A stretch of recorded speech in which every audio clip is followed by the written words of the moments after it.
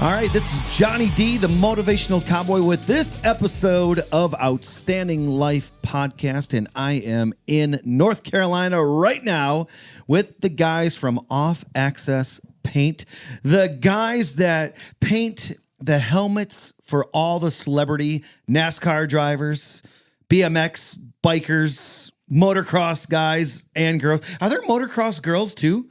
Of course. There are. We just haven't painted for any of them yet. Oh, okay. Gotcha. So we gotta make that happen. So I can't believe this. Just 2 months ago, guys, I was sitting in this room right here on your podcast, and you called me a week later, Greg, and said, you need to have your own show. And I said, no, I don't want to do that. I'm too busy. And here we are 2 months later, and I have multiple podcasts. I think we're up to 12 or 13 now. That's killing it. Over 3 million listens. How do you feel sitting back in the seat where it all started? I love it. I love it. And it's just so, it's kind of weird because like all this like technology that is so small, you're like, hey, I brought everything. And I go, so did I in my suitcase. That's so cool, man. It is so cool. I mean, we're sitting here with 4 of us here just hanging out after hours. So you guys really do actually We don't work. really have after hours here. This is normal hours. This is lunchtime? Yeah, pretty much. I mean, the coolest thing in the world is what you guys do. I mean, you guys have literally helmets that went to the White House. This is true. Yep. Donald Trump is a member of Team Off Access now. That is so funny. I mean, guys, let's just start. You know, how did you get into the business of painting helmets, guys? You want to start with you guys' story first, or I don't know. We all have very different. Yeah. I know. stories. Okay. As far as the painting helmets go, that's more Yeah, because so you're the one who actually went out with a race team and yeah, so I started it. So me is Greg right now. Greg yeah, is it's talking Greg's right stuff. now because remember, this isn't Greg, video. Noel's like, me. yeah, you. Well, they don't know who you is. sorry, I'm pointing slightly to my northeast. Greg Stump, Noel McEwen, That's me. Stuart Ellis. And me. So that's And me. That's just 3 of us of our 5 or 6 person team here. So Yeah. it's not all of us, but some of them do have wives and kids, and they go home on time. You So just that's didn't have nice. enough microphones for this. To Yeah. Fit them all in. So Or you sent him to Lowe's. we sent to Liz. We did send one guy to Liz just now. So What are you guys about to do? Nothing. We're just going to talk to Johnny in the conference room, and you're going to go to Lowe's. That's it's an a big hour away. meeting, big meeting happening. While it's raining. Yes. So probably back in like 2000, I don't know, 2009-ish maybe. I worked for a race team for a while, straight out of high school, and I just figured out that I always loved artwork. I had airbrush for years, and that's where I met Noel. We went to high school together, so we've always worked together. I think we're going on like 17 years. We've been airbrushing together. So like literally, we've hung out and done more projects probably than like our own families hung out with it. Like we're pretty much brothers, I'd say by this point. And the cool thing about that is that when we start a project or we used to do like murals in schools or hospitals, all this other stuff, we got so good that, our styles could kind of mesh with each other. And if we did a giant wall that was, 30, 40 foot long, you couldn't go in and, say, oh, Noel painted this, Greg painted this. Like we could blend pretty well. I'm not near as good as an artist as he is, so I'm not going to say it completely blended, but, we got really well at what we did. We worked and we painted some t-shirts at theme parks and a million things, but I'll let him tell that whole story. So Painted t-shirts at theme parks. Yeah, you can tell all about that because that's Noel's bread and butter. He loves. So doing did that. you guys have the same art teacher then? We did in high school. Yeah, Matt Okay. Locke. So that guy is. Honestly, we probably wouldn't be here doing this. We'd probably be doing like some desk job or like still working I'd be at a wearing theme goth park. paint Painting t-shirts at a theme park. I'd not be even wearing that. goth paint at an art institute or something if it wasn't for him. Yeah, So. so this guy is like awesome. We pretty much owe all of our art credit and even business credit to him because we probably wouldn't even know you could make money of this if it wasn't for him. He would kind of bring us on these jobs. We'd go paint elementary schools or whatever, and being a junior in high school, going to make money like that, in the summer is a pretty good job. So you get to do something you love and you get paid for it, which was amazing, So if it wasn't for him, we definitely wouldn't. Have be you here. guys been back to thank him? Many times, yeah. Yeah. So No, we'd be going back to the school. I mean, after we've graduated, we'd be going back to the school and like, seeing how he's doing, seeing how what up and comers are. we still do. How they're I went doing back to and- Missouri like 3 weeks ago. We still went into the high school and Really? hung out. Yeah, so we're still good friends with them. So, Greg, what's your forte when it comes to art then? Because the three of you totally have, just like you said, three totally different styles. Yeah, that's the nice thing. Not just the three of us. Everyone in the shop kind of has their own style and their own strong suit. So when someone comes in and orders a helmet, we can literally do anything. I don't think there's been one job that's come in that we were like, now we can't handle that. At least someone in the shop will tackle that project and they will probably knock it out of the park. Yeah. So that's what's cool. But I think my kind of role in the business now is probably I design a lot of the stuff on the computer. Okay. It takes a lot of different style of art doing computer art. So I know what these big companies look for and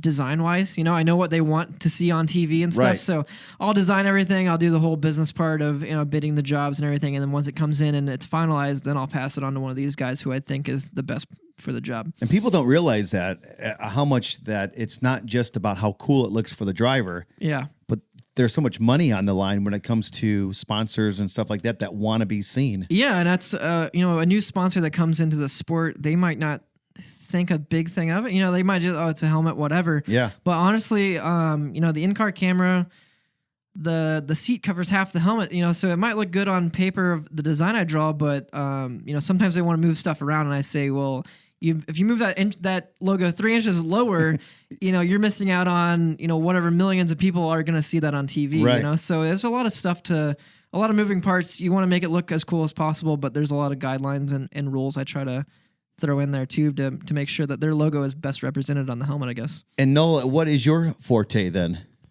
I'm Music. pretty much He does the music here in Music. the shop. air guitar, air wait a guitar second. and whistling and Now, one thing that you do during your podcast before we even get started is you always do some sort of music in the beginning. So I'm kind of bummed that I didn't get no like music intro for my podcast. So you can go ahead and start that now. We can edit that later. okie dokie.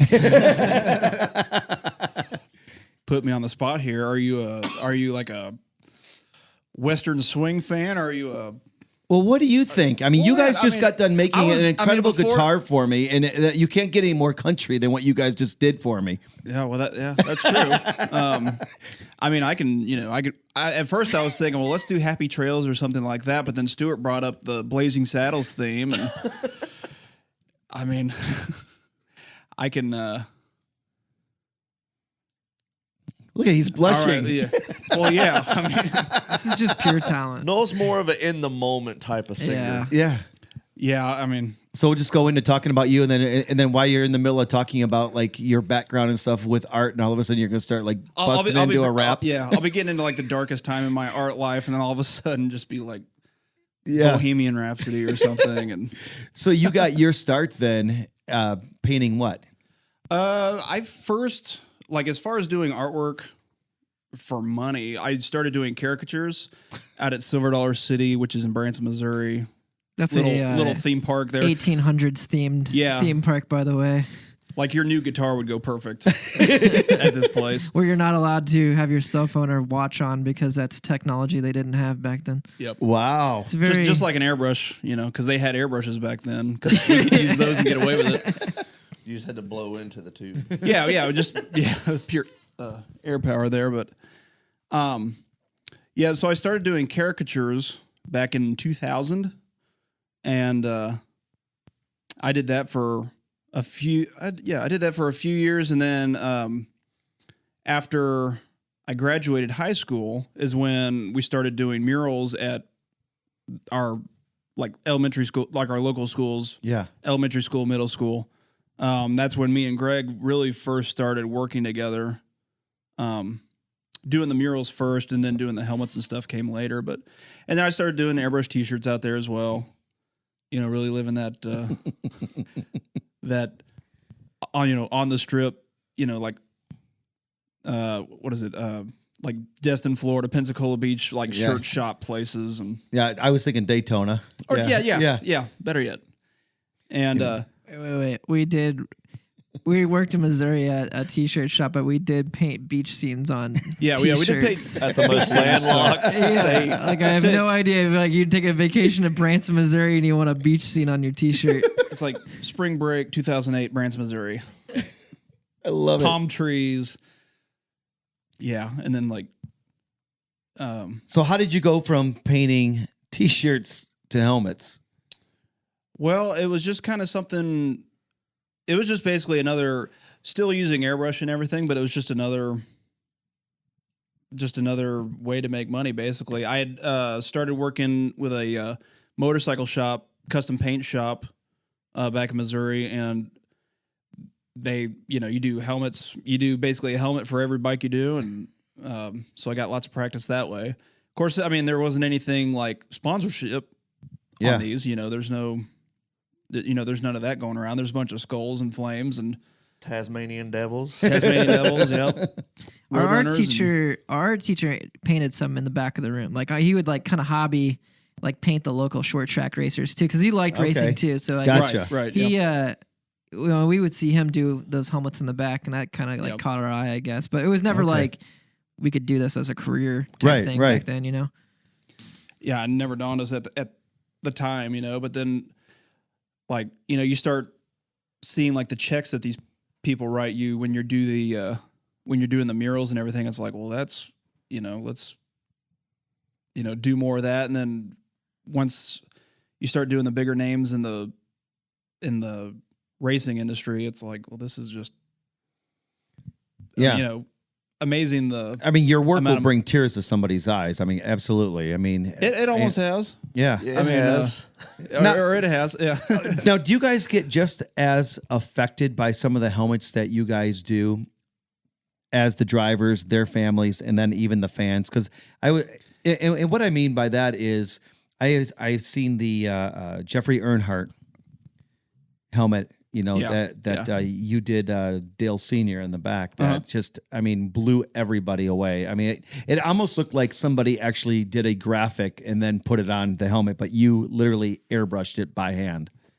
Yeah, I know what you're saying. Like, does it does because it means so much to who you're doing it for. I mean, and especially in the industry, it's like you're painting one of the greatest drivers. Mm-hmm. On the back of it. You better make it right. For his grandson.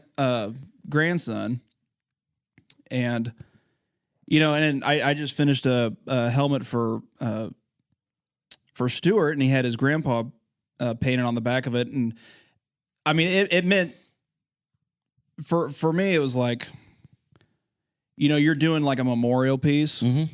So you're putting everything, everything into it, and you just want to get it just spot on, accurate, because if it affects people the right way, you'll get some tears and stuff. And it's my biggest thing is when we do. I can't do portraits like Noel does. I'm not that good, but so I'll do a bunch of like pictures and stuff like the collage stuff. And when you're sitting there, like the one I did for Kenny Wallace, I think that was the first one. I knew it was going to be for his last race, so it's going to mean something. But you got all these old pictures of racing, and you spend like 30, 40 hours painting this thing or more or whatever. So you get very invested in the time, and you're sitting there just looking through every picture and, putting them on piece by piece. So when you finally do get it to him and, he's, about broken down because he's reliving all these memories that you've just put on this helmet. And then to have him, sit down and tell you the story about each one of them, it's the coolest thing ever because you do have a lot of time invested in that thing, and you get to see pieces of their life that a lot of people don't get to live every day. So yeah, I think that's the coolest part for me. So Stuart, when you got your helmet and Noel painted your grandfather on the back, did you tear up? Not really. I just knew the fact that when I took it to my grandma's house, that's when it would hit me. Yeah. Because, it was important for me, but, that picture's always been like, that's like our family's Dale Sr. picture. Right. And, of course, I finally got to take it to her last Saturday, and she was like, just couldn't even talk. She was like, just like he's looking at me. She was like, he's got like every perfect scowl in his face. And, and it was like when we went down to Daytona this year for the 500 and, being on like the sidelines watching people look at the helmet and like fans are crying over someone else's picture. Yeah. And it's like, you don't really realize like what a picture can do to somebody. It was amazing because I was there for the unveil. I mean, Yeah. you guys were on the Chevy stage when we did that, and it was amazing. So your background, those people that are listening right now, you are a pinstriper, and I mean, and I guess the way that I call it like old school, but I mean, I don't even know if you call it old school. Is it? I mean, it looks old school to me. It's cool. It's hip. It's something that never goes out of. Did you say hip? Hip, cool. Hey, man, back in the 60s and stuff, that stuff was hip and cool, man. Jazzy. Jazzy. Awesome. And it's kind of coming back. That's why we kind of looked for somebody like Stuart. And when he actually came to us, I was looking, but it's just kind of, every artist has kind of came into the shop like it's meant to be. And Stuart definitely, he fits the mold perfect here. So what's your background, Stuart? Pretty much, my family comes from, drag race and stuff like that. So we've been in, that type of motorsports, but, most of my family's been more of the mechanical side of it. Okay. Like they can build a car from ground up. I can do most of it, but my thing was always, with my grandma, she was the artistic one in the family. So she was always painting like landscapes and animals and stuff like that. And, but my thing was, I loved fast cars, but you don't get, you see a primer gray Nova going down the track. And you're like, meh, whatever. Right. But you see the hot rod black with the wild flames on it. And I'm like, yeah, that's me right there. And I've always watched the guy that done my dad's pinstripe work, always watched him and was just fascinated. And finally I was like, we'll see if he'll teach me. And he was like, yeah, hand me a brush and a can of paint and said, have at it. I was like, you're not going to teach me? He's like, nobody taught me. So pretty much just sat down with. How old were you? I think maybe junior in high school. Oh, really? You were young. And didn't really I just kind of fiddled with it here and there, but I think after high school was when I was like, let me try to see if I can't perfect this a little bit. And were you always into art though? Oh yeah, always. Always, watching my grandma paint or, which I'm sure with Greg and Noel, 90% of our schoolwork was doodles. Right. Math notes were some of my best. Oh yeah. Best artwork. Which, unlike them, I never took art classes in school. Right. So mine was always just either doodling on paper at home or, in school, which I got in trouble for a lot.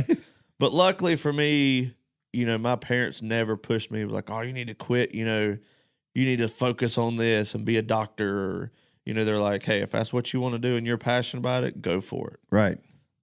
So Noel's doodles were on math notebooks because I took art one year and you couldn't take art one year in high school, correct? My junior year was spent not in art class. It was spent in math class. Retaking math class. Were you guys good in school? no. I mean, I was good in school. I mean, I didn't get in trouble or anything like Well, that. I don't mean get in trouble. I'm talking about grades. Yeah. I didn't get in trouble either, but my grades, I was just like... My math grades and my science grades really suffered because of my just not interest because of my doodles. Yeah.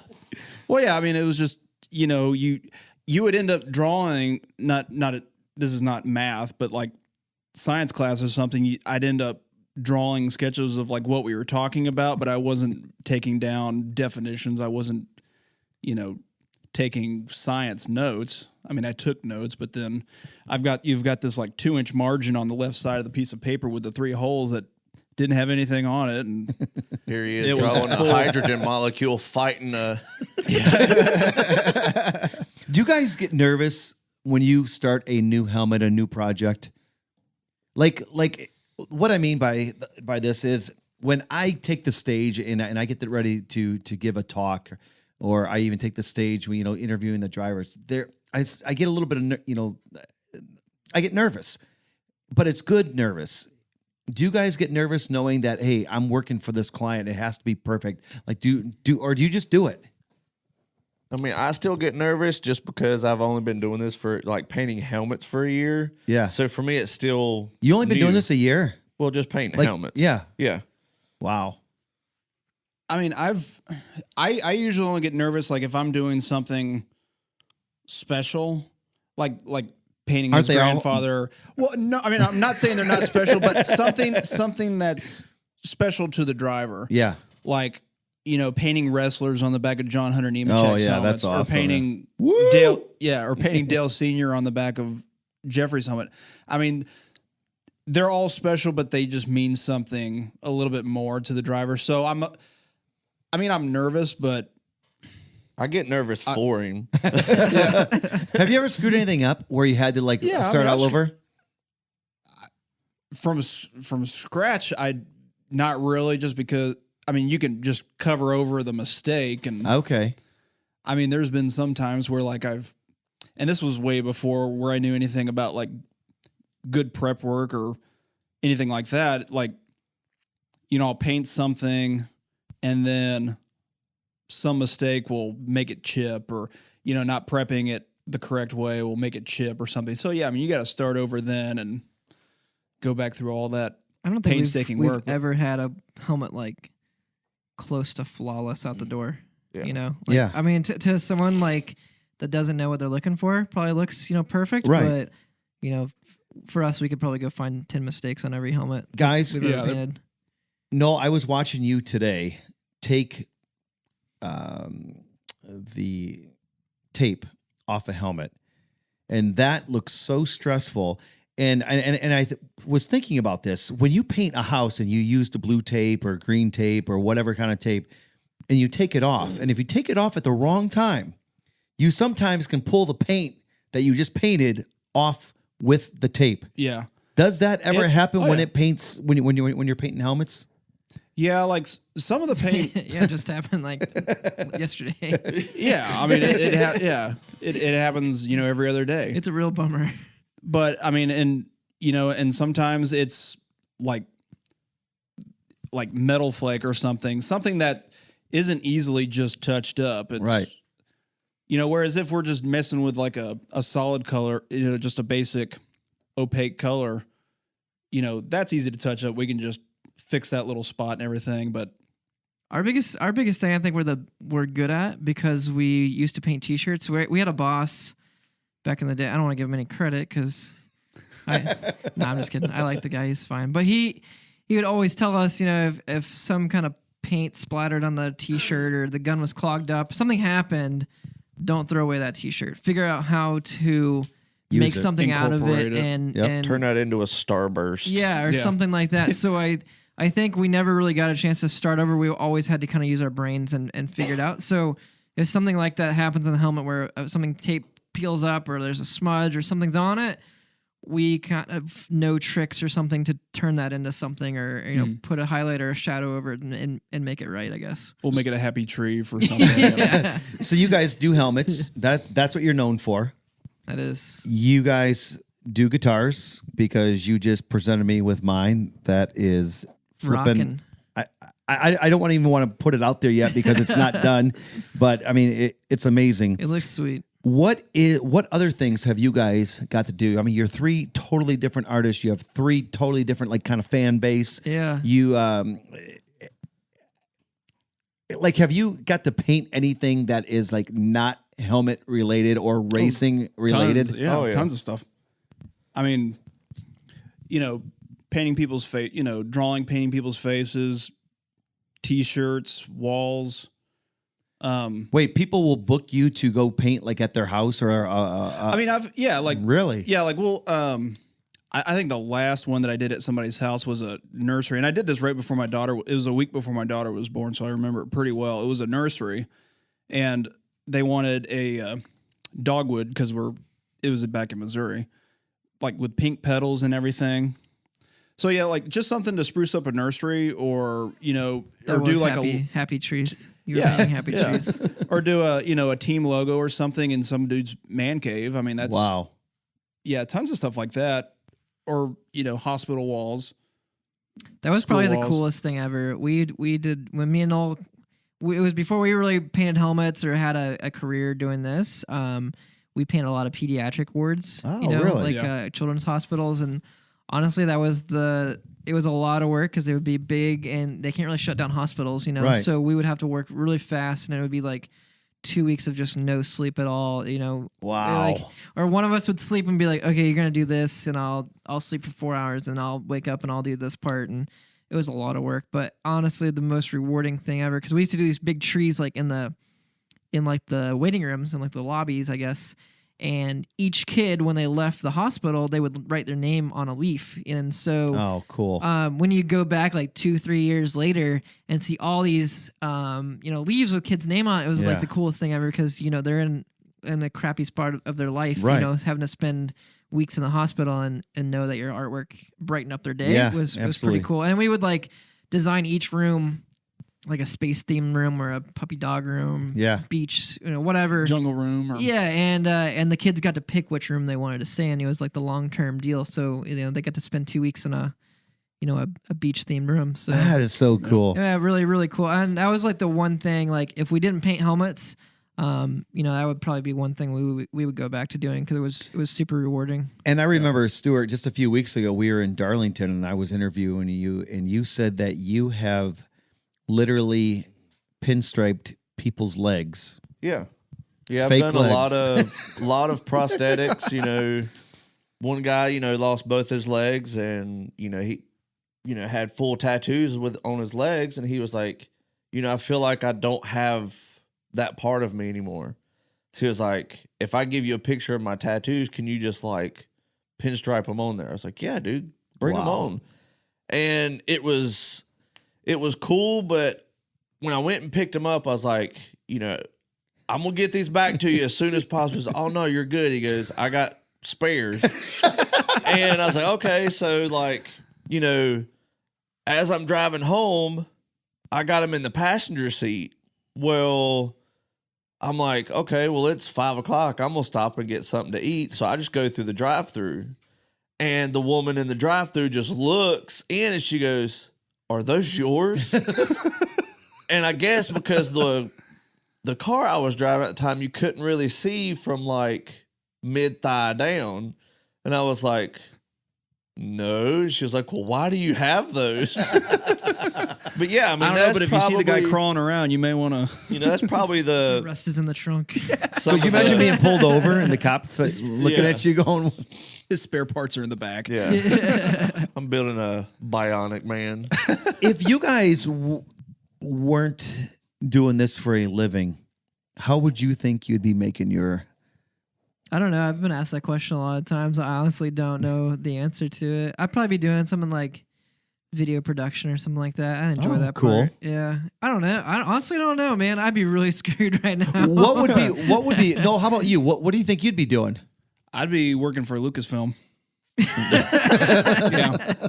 That was my dream job before I had an airbrush put in my hand and was like, well, this is a very good way of making money. Like I did my entire senior class t-shirts. We didn't order them from Jostens or anything. We just had me paint them, and they order from McEwen's. Yeah, from McEwen's, exactly.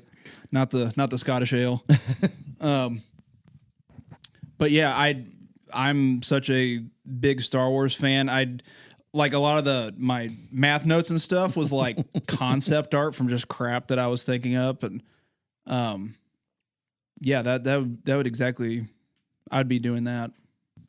How about you, Stuart? Honestly, it would probably have to something along the lines in the automotive industry. I mean, either, because before here, always worked in body shops, and, where I was working before, I was working at a local brewery. And so it would either be just, you were making beer or serving beer? Both. Yeah. Drinking it. Well, speaking of drinking it and serving beer, how do you guys keep it fresh? What? Not the We keep beer. it. We keep it. You I was gonna guys. say, we keep it in the fridge. The kegerator. all kidding aside, I mean, because you have done so many helmets and you do hundreds and hundreds of helmets a year. How do you guys keep it fresh? New designs and hip. I think that's the coolest part about our shop. Like I said, we have 5 guys that can do anything, and I think we all kind of feed off each other. Like we're always trying to top each other. And not like in a, prove you wrong or something like, but it's like a fun competitiveness. Well, that and it's good. Like we can all like bounce ideas off of each other. Yeah. Yeah, we're constantly like asking, what do you think about this or what do you think about that? Some more than others. Yeah. Is this like a 9 Some to more 5 than job? others, exactly, but Yeah, No. like a 9 a.m. to 5 a.m. job. I was like, what, AM or PM? And I bring that up because I mean, that I know, but for the listeners, I mean, you guys work from. I mean, you guys. I don't even know if you go to bed. I think me and Noel, like on a Sunday night, Monday morning, we left here like 3 a.m. Monday morning, and we came back at like 10 a.m. So it just depends on the workload. Honestly, it's a commission based job. I mean, it's not a, it's not a salary based job. So I mean, the more you do, it's like the more you do, the more you make. But I mean, we're also, we paint for teams that, we're doing a few for Hendrick that they're doing photo shoots, photoshops. They're doing photo shoots in October. So I mean, they need stuff. They need for 2019. So for wait a next second, year. guys. for next year already. Yeah. So how do you guys keep things quiet? Because obviously you guys know things about things that before they even happen because of things like photo shoots and stuff like that, months and months and months beforehand. And you guys have to get the corporate stuff on there. How tough is it Sometimes to it's not? tough. Well, we just Yeah. don't. We just mislead people. Yeah, we do that a lot. So you became good liars. In the emails, like we're pretty much sworn to secrecy. We're one of the only people that get to know the corporate logos and stuff. So we pretty much know where everyone's going, next season, but we have to keep it under wraps, just like the teams do. So. Wow, It's a that's closed door crazy. policy. Closed That door door. closes, it don't leave. Yeah, exactly. And I think it's just all these big teams where we have good relationships with them from working in North Carolina. Right. We're right down the street from all these teams here, and they know we're not going to say anything. So For the kids out there listening to this right now, oh boy, that this is where it gets serious. Yeah. I mean, Here comes the C word. because you guys just got done saying that you guys are making a living doing what people told you not to do on your school papers and stuff like that. Yeah. Yeah, that's a good way. To What put it. advice could you give these kids that, Sam Bass said it perfect. He goes, Johnny, after all these years, I am still playing with crayons and making a living. Pretty much. And you guys are doing that with paint. Yep. What advice can you give these kids that are artistic? Because we are a different group of people. And I throw myself in that, just because I do it with words. We're creative people. You just have a different canvas. That's it. You know? So I know that we think differently, we act differently. What advice can you give these kids? Because let me tell you something. I just did a couple episodes on the podcast, and it got serious because kids are different, and they get treated a little bit different when they do things that are not the norm. Oh, for And sure. sometimes artists, and especially as kids, they get kind of like picked on and stuff like that because they are not like everybody else. Yeah. What advice could you give those kids right now? I mean, mine, art was my outlet. I was. Thank you for bringing that up, Stuart. I was hoping that you would. Yeah. With me, I was, it's weird now because I've outgrown it, but I was the quiet, nerdy kid, like would not speak to anybody, like had complete social anxiety. So art was my outlet. Mm-hmm. And, then you get into the getting bullied and stuff like that. So in my head, drawing, I didn't have to deal with it. Right. And, rather than sitting in class and hearing people pick on you, and the same thing like we did at the Chevy stage in Darlington, I can have 300 people in front of me. When I start, nothing's around me. Yeah, you're right. I mean, you get tunnel vision. I saw it. That was always my thing was, if you can find an outlet to where it makes you happy, continue to do it. Yeah, love it. Noel, how about you? Well, yeah, definitely. Just doing what you enjoy, doing what makes you, do what makes you happy, and I mean, like Stuart was saying, I was definitely the quiet, nerdy kid in school. Also, I mean, I didn't really have, sports or anything like that. I mean, I was just too. He's the kid that brought his lunch, sat by himself every day. I watched it. Well, I sat with the. I sat with the other. So you still get kids picked like on me. by these guys. With the Klingons. He sat with the Klingons. I sat those at kids the that magic play- table. I sat Play at the magic. D&D at the table. Yeah, I sat at that table. I had no interest in playing this game. I was just like, Oh, I was going to say, the kids that sit there and play the magic cards, they didn't even want to sit with them. Yeah. I'm just kidding. Noel had a lot of friends in high school. He's good. I could really get along with, any kind of, the jocks or the nerdy kids or the chess club or the foreign language club or the debate club. The debate club. Or, this is a funny story. It's not serious at all, but since you're listing all these clubs in high school, we have like picture day and like everyone else, and they called all these clubs to like the gymnasium to take their group pictures, right? Yeah. And I don't remember what teacher or class I was in, but I might have a substitute. I don't remember, but every time they would call a club, I'd be like, yeah, I'm in that club. So I went to the gym all day long or 2 hours, whatever it takes to take all these club pictures. So in one of my yearbooks, I'm in every single club picture just sitting in the background, and no one ever caught on, man. It was great. So that's like you probably really ticked the kids off that were in those clubs. Like, probably. Right. But there was like enough kids that they just didn't notice me. Wow. And so I just, in one of the yearbooks, I'm in every club picture. It's awesome. That is funny. So, Greg, what advice could you give somebody? I mean, you all have kind of a different story. Don't listen to your parents, obviously. Did your parents really tell you not to do this? Kind of, yeah. Really? I respect my parents a lot. Like, they were never like, oh, you're a loser, you're never going to amount to anything. It's not like a situation like that. Right, yeah. But it was like, hey, you're smarter than this. Like, you need to get a real job, and, this is a hobby. It's a great hobby. You know? I think that was kind of like my dad's exact words. And now he's definitely like eating it. Like, he's came back and told me like, what you've built is amazing, because we basically built like this helmet empire here in North Carolina.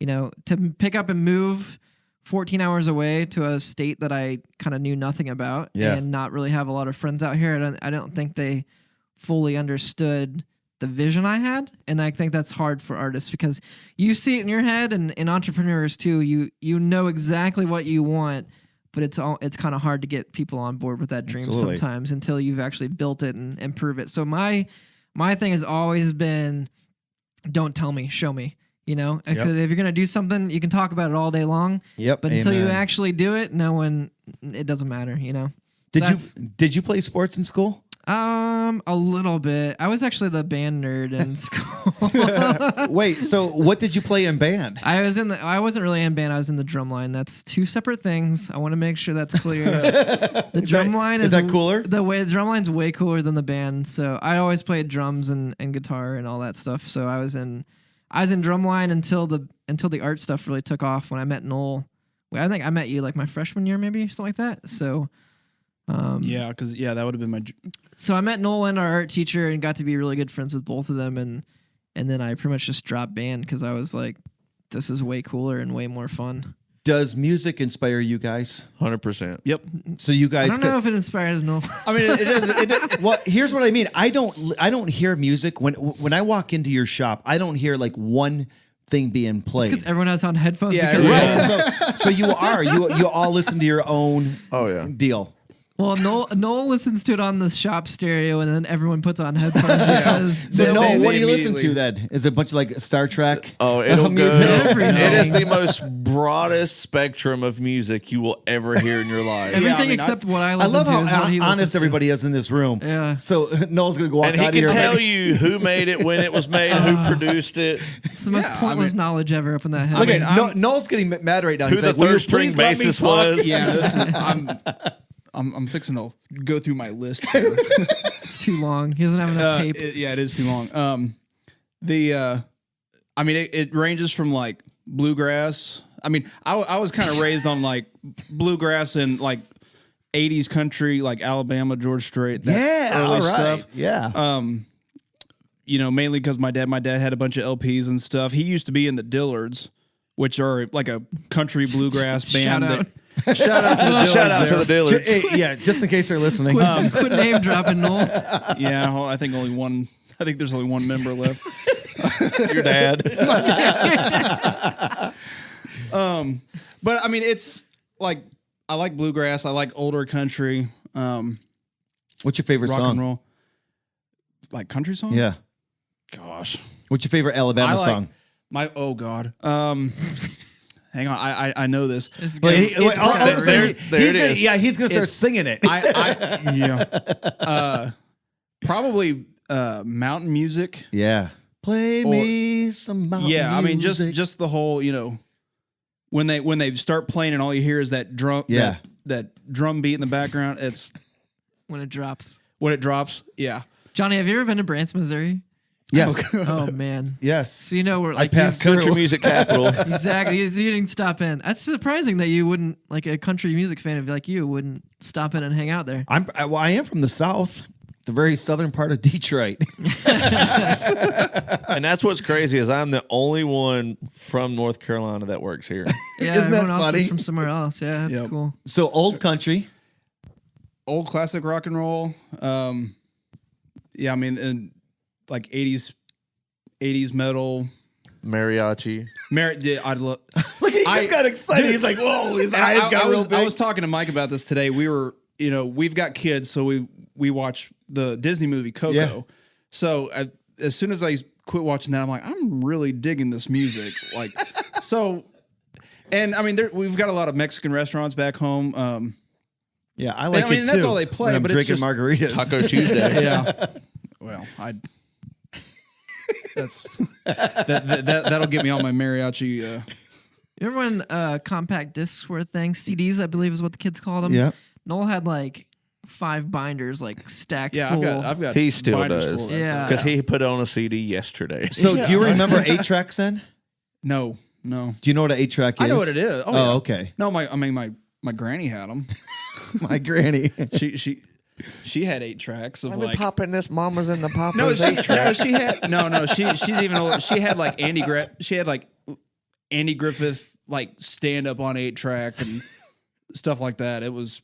That's when comedy was clean. Yeah, but it was still, I mean, funny stuff. Oh, like it was awesome. No, Romeo you're and absolutely Juliet right. and his football skit and everything is still hilarious stuff. But, Yep. yeah, I mean, I'll really listen to anything. I'll listen to anything, but Except rap. Rapping. I'll listen to like the early rap. Cool in the Gang. This crap. Yeah. No, Yeah. this crap nowadays. No. Preach it. I'll put on my headphones for this crap. As Noah Gregson absolutely tortured Noel yesterday with rap music. Yeah, it Oh, was pretty really? Funny, yeah. That's funny. Yep, Hated it.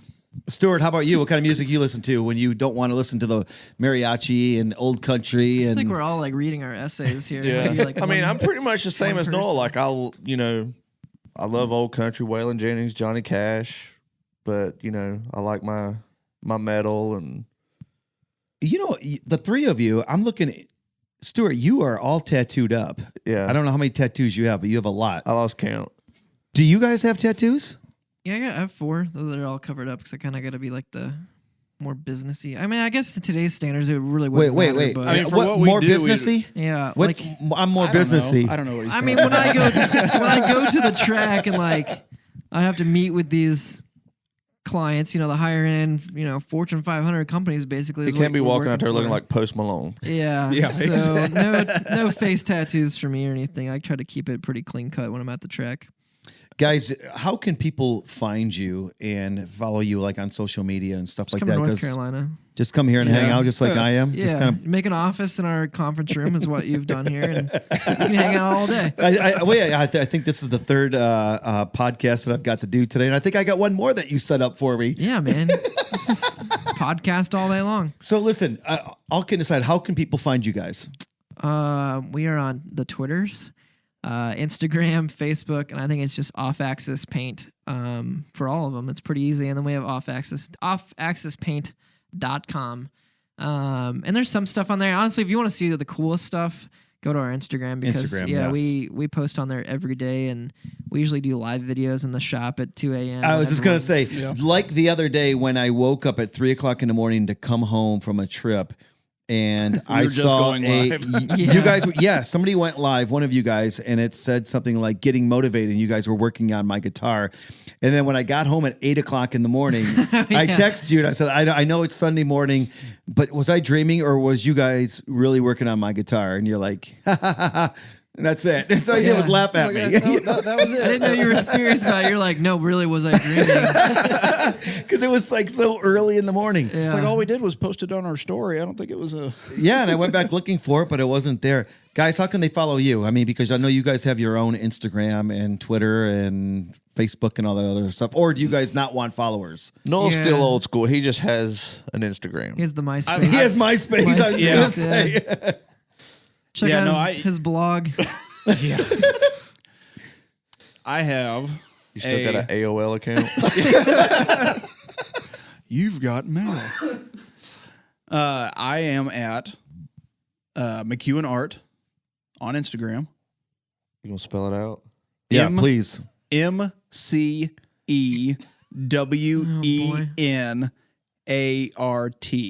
Perfect. Hey, no kidding. I had to email Jeff Burton for some stuff, and he still has an AOL email. Are you serious? Really? Well, and I've still got Hotmail, and people are like, "You still use that?" I'm like, "It works just fine, it man. works." My Stuart, how mailbox. about you? I am on Instagram. Were you just looking up your account? No. He was Oh, looking I at his thought he was phone, looking- and he's like, yeah, okay, here it He was is. following. Yeah, he I was following Noel. Yeah. No, I'm on you weren't following me Instagram already? at Ellis Customs, and everybody makes fun of me because it's customs with a K, not a C. All those guys. It's like if they knew the line of business we were in, they would understand. Yeah, So again, say it again. it's Ellis Customs, and it's with a K. No, Okay. I got a Kellis. quick question That's for you. like knife with a K. the three greatest living musicians. Take it away. Joe Bonamassa. I'm a big Steve Vai fan. And He's awfully I'm serious trying about to this. think. So serious. No, I'm like they're the ones I have the most. I have the most CDs of theirs.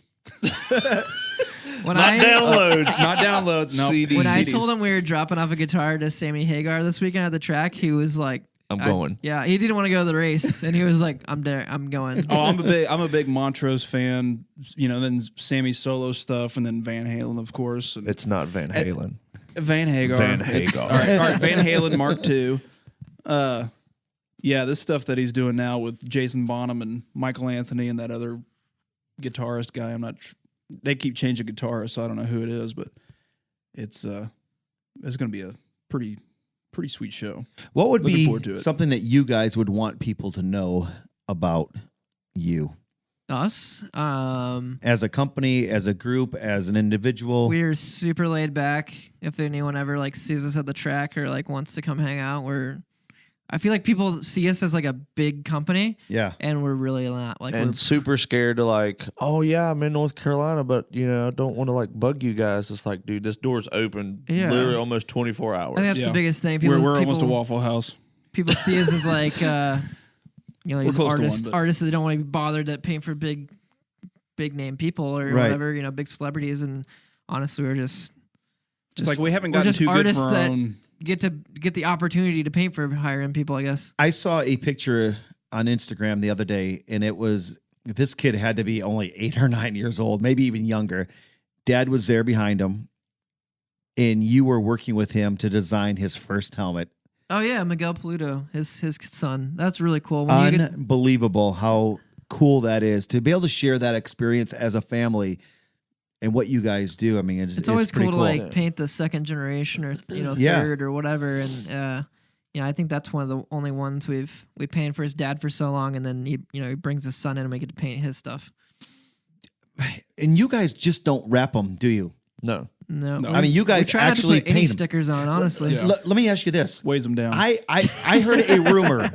I heard a rumor, and I want to know if this is true or not. That some teams or some drivers will come to you and tell you that if a helmet comes X amount of weight, it has to come back X amount of weight. Yeah. It cannot exceed whatever. Are you telling me? It's a very true rumor. What? Yes, it is. Yeah. So you're wait. It's not a rumor. So people literally it's get not, that. It's not team. It's a certain team. Really? Yeah. So yeah, but so pretty much. I mean, what are we talking? I mean, we're not talking pounds. No, we're Tenths talking. of ounces. Yeah. So what does it matter?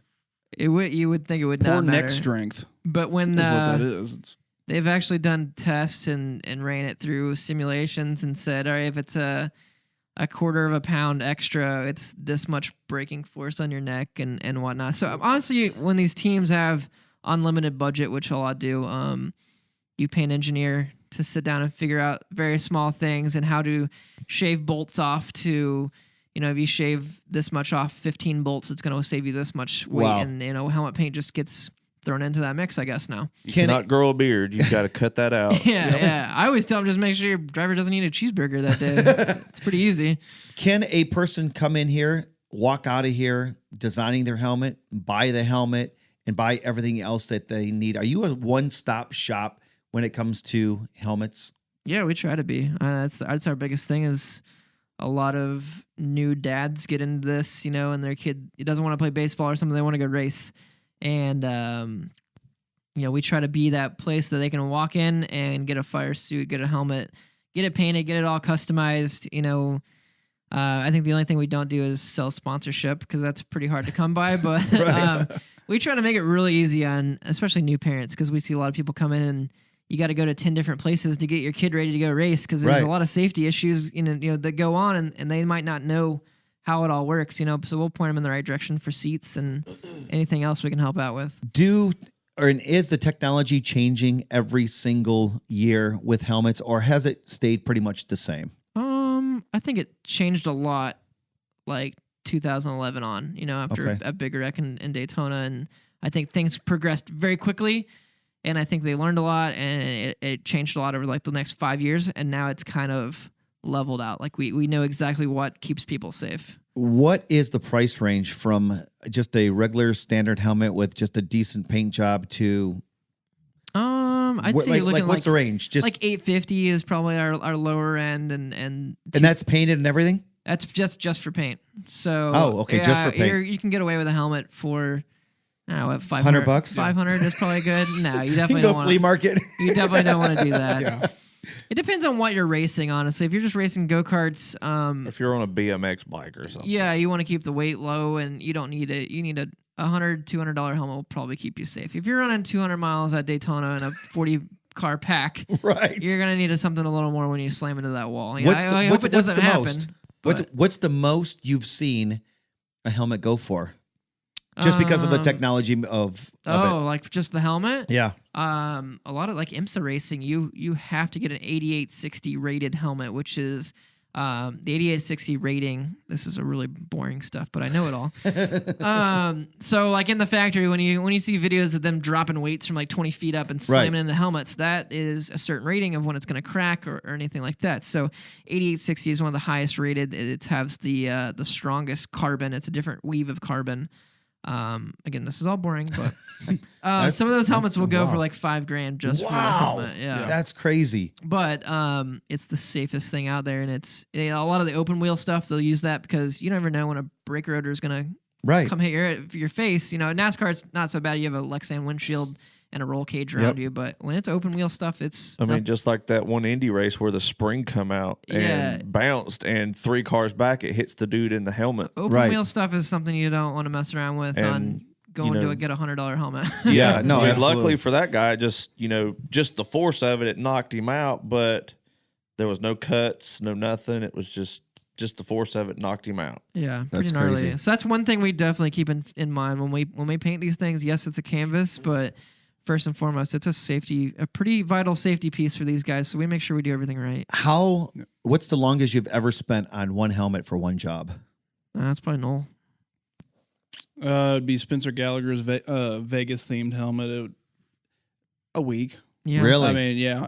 There's just so so a week much. 40 hours, a week 80 hours. 80. Yeah. I mean, No it kidding. was about. It took about twice as long as just one of our normal. That's like me and Noel working on it too. Yeah. Wow. I mean, yeah. That's we were crazy. both trying to get it done. We were beating, knocking on Deadline's door and Deadline's door. Deadline's door. Stuart, favorite helmet you have painted to this day? I know I'm putting you on the spot, but I mean, Did you get out your 100 questions of a boring? No. But I want to Okay. know because I'm going to wrap it up after this because I think it's cool. I would honestly say probably Justin Allgaier's Darlington throwback helmet. Oh, nice. Just Oh, because yeah. that was my very first full helmet that I got to paint here. Yeah. And for the simple fact that Justin pinstripes on the side. Yeah. And just for someone that would appreciate that type of artwork and it be my style that I'm good at. Yeah. And then he turned around, what was it? You wanted it, right? Yeah. Somewhere? I think it was. That's even Dover. cooler, right? Yeah, that was Yeah. really cool. Yeah, he won in it in Dover. And Wow. so it was pretty cool. Getting to see your stuff in Victoryland is really, really cool. Is Yeah. that like the epitome of like, okay, I made it because they won, Yeah, and I don't- or like honestly- Truex last year won the won the championship with one of your helmets. Yeah. took it to the White House. I mean, is that like the ultimate? It's not like we make the car go any faster, Right. or anything like that, but it's really cool. Honestly, my biggest thing now is I've had plenty of helmets go to Victoryland. That part is kind of, it's not, I wouldn't say that I'm not jaded to it at all. It's still awesome. Right. But being here in North Carolina and having all these drivers come into our shop daily and getting relationships with them and seeing them succeed in their dream by Yeah. winning a race, even if it's the first time they've ever won or their first championship or anything like that, being a part of that part in their life is probably the coolest part for me now. That's Yeah. awesome. I mean, it's still, to me,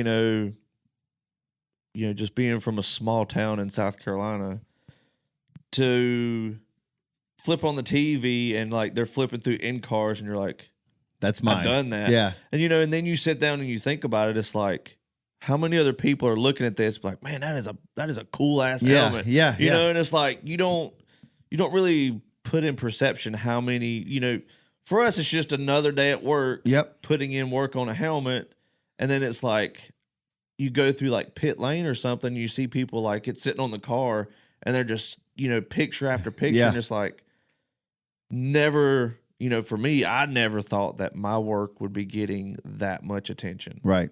I was just typical painting motorcycles and rat rods and Yep. stuff like that. Just figured it'd just be local stuff. And No, Plus, before I we mean, wrap it's something- things up, it's something cool what is to- your favorite?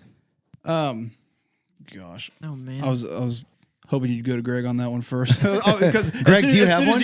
As soon as you asked Stuart, I started thinking of mine. I'm like, oh, I know, like a you're top- thinking. I have a top 10 list, but I think the most, mine's all meaningful now. Right. Like I feel like I've done everything cool on a helmet, but having Justin Allgaier's little girl come in Oh, every that was year awesome. now, Yeah, like she's that's done been it cool. done it too. So Not only she's- that, but the videos and everything else that so comes she's with 5 now, and she comes in for 2 weeks and paints a helmet with us. Yeah. And then Justin, he has no idea what it's going to look like. This Yeah. year it was unicorns and rainbows, and so he's like the dad of the year to do it. But like knowing her since she was born, and like now teaching her how to airbrush and like Yeah. actually putting the gun in her hand and everything, it was really cool. So I think those are my favorite That's projects. a good one.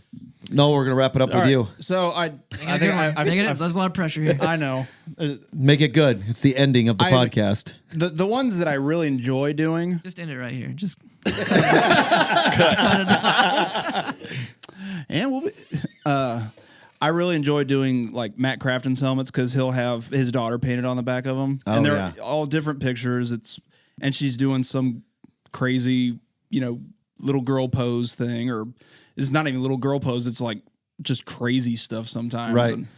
And, those are probably my favorite, just because I get to do some freehand airbrushing on it, which I mean that's that is my strong. Yeah. Bread That and is my butter. strong suit, and yeah. He used to get Marilyn Monroe done all Yeah, he his used to get a helmets. few Marilyns on the helmets, and then when his daughter got a little older, she probably had a little bit more input on what Right. on what was put on his Marilyn. helmet. So It's really cool though that he puts Yeah. his daughter in every helmet. And plus, it's cool, seeing Justin Allgaier's daughter come in. With me and Noel.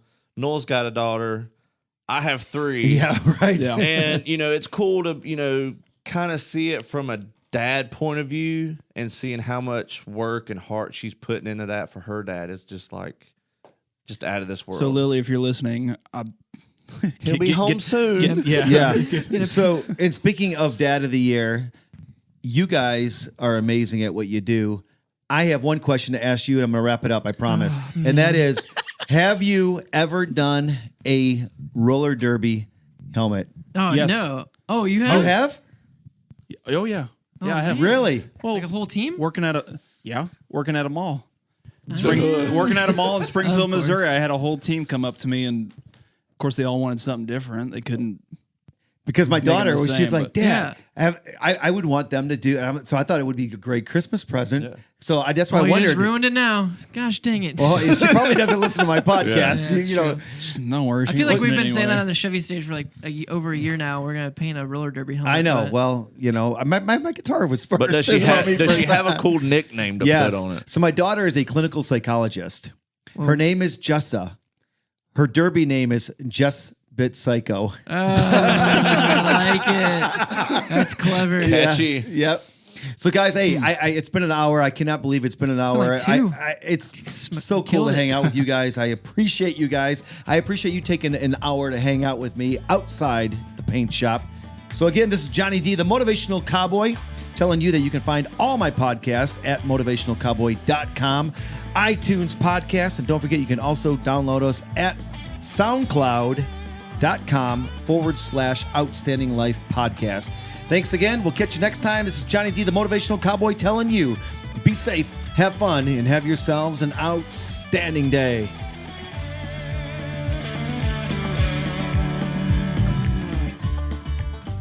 Outstanding Life is a Soul Bridge Studio production.